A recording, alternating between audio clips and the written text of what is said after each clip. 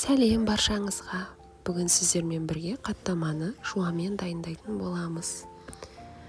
Біреулер жуа деседі, біреулер пияз деседі. Ал ендеше менімен бірге болыңыздар.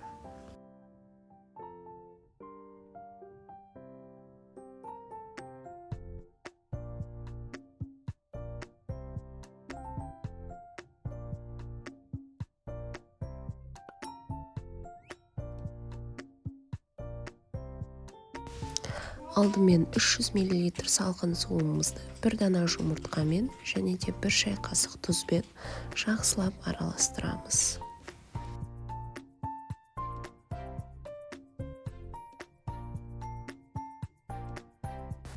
Ұнымызды біркелкі қамыр болғанша қосамыз. Мінеки қамырымыз иленді. Осы қамырымызды салафанға 20 минутқа салып қоямыз.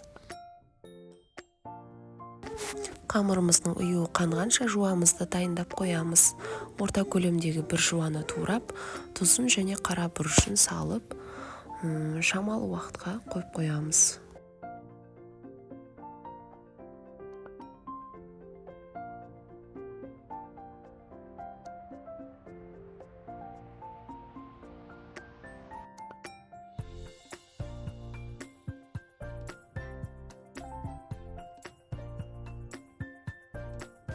Қамырды екіге бөліп жайып алдым. Арасына ертілген сары майды жағып, жуамды салатын боламын.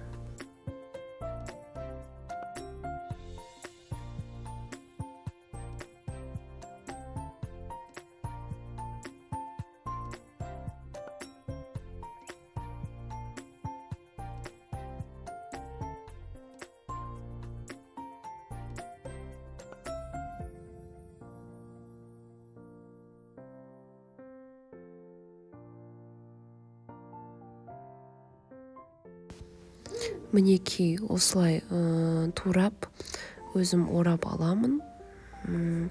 Дәл осыдан менде 4 дана қаттама шықты.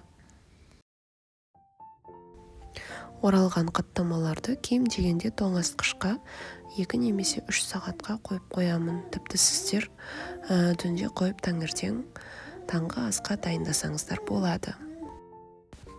Мінеки қамырымды тоңазытқыштан алдым. Енді осыны жайып, табамды қыздырып,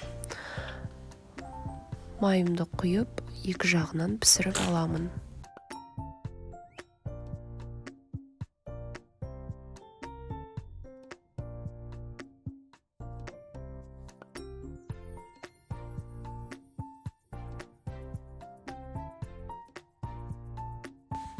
Жуамен дайындалған қаттамамыз дайын. Сіздерге ас болсын. Менің каналыма подписка жасап, лайк басып, комментарий қалдыруды ұмытпаңыздар.